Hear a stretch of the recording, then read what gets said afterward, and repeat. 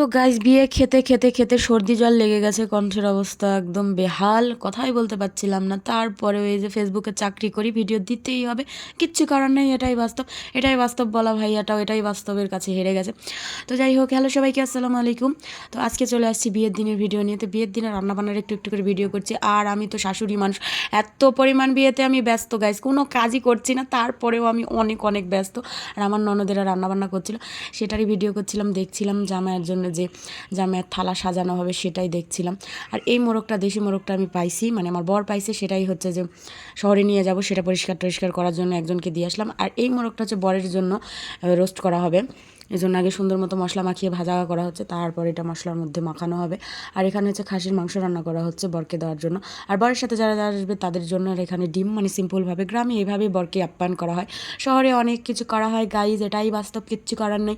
তারপরে এটা সুন্দর মতো রান্নাবান্না হচ্ছিলো, আর আমি এত পরিমাণ ব্যস্ত আর এত পরিমাণ কথা বলে বলে আমার গলাটা ভেঙে গেছে, সর্দি জ্বর কাশি, একদম নাজেহাল অবস্থা, কিচ্ছু করার নাই, এটাই বাস্তব। আর এদিকে এসে আমি দেখছিলাম আমার মোরগটা, মানে যেটা আমি শহরে নিয়ে যাব কেনার জন্য, সেটা পরিষ্কার হয়ে গেছে অলরেডি। আর এখানে আসছি হচ্ছে আমরা মেয়েকে গোসল করানোর জন্য, সব হলুদ টলুদ বাটাবাটি হবে সেটাই দেখার জন্য, মানে সেটা করার জন্য আমরা চলে আসছি। আমাদের এখানে কিন্তু আদা গুড়ের একটা অনুষ্ঠান করা হয়, আদা আর গুড় একসাথে হচ্ছে মিশিয়ে চালের সাথে সেটা খাওয়ানো হয়, মুখ দিয়ে খেতে হয়। এটা হচ্ছে খুবই ভালো লাগে, এটা একটা ট্রেডিশনাল বলতে পারো, এটা কি আমি জানি না কেন করে।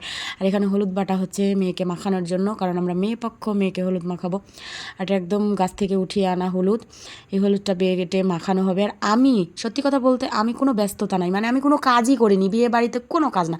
আমি শুধু 2বার সাজগোজের সেক্টরে ছিলাম, সাজগোজ করার জন্য একটু ফুল টুল দিয়ে সবাইকে সাজিয়ে দিচ্ছিলাম, এটা ওটা করছিলাম। তারপর থেকে আমার ব্যস্ততা বলতে কিছুই না, আমি শুধু এই বাড়ি ওই বাড়ি আমার বাড়ি, এই বাড়ি ওই বাড়ি আমার বাড়ি করতে করতে আমার সময় চলে গেছে। কোনো কিছুই ঠিকমতো আমি করতে পারিনি, বা কাজে হেল্পও করতে পারিনি, তারপরেও আমি কোনো সময়ই পাইনি, ভিডিও যে পোস্ট করব সেই সময়টুকু পাইনি। এই তো সেই আদা গুড়, স্পেশাল আদা গুড়, এটাকেই বলে আদা গুড় গাইস। আর এদিকে রান্নাবান্না হয়ে গেছে, বরের জন্য থালা সাজানোও হয়ে গেছে, এইভাবেই বরের জন্য থালা সাজানো হয়েছে। আর আমি চলে আসছি বিয়ে খাওয়ার জন্য, বর এখনও আসে নাই, কিন্তু আমাদের খুব ক্ষুধা লাগছে, এই জন্য আমরা খেতে চলে আসছি। আর এদিকে আমি আরেকটা প্লেট নিয়ে আসছি, কারণ আমার মেয়ে খেতে পারে না, ওর জন্য নিয়ে চলে যাব, ও তো একবারে বিয়ের বাড়িতে বসে খেতে পারে না। তারপরে এতই ক্ষুধা লাগছে, আমি এমনি এমনি পোলাও খাওয়া শুরু করে দিয়েছি, বিশ্ববিখ্যাত পোলাও। আসলে পোলাও বলতে অনেক সুবিধা, পোলাও বলতে অনেকটা ঘোরা লাগে।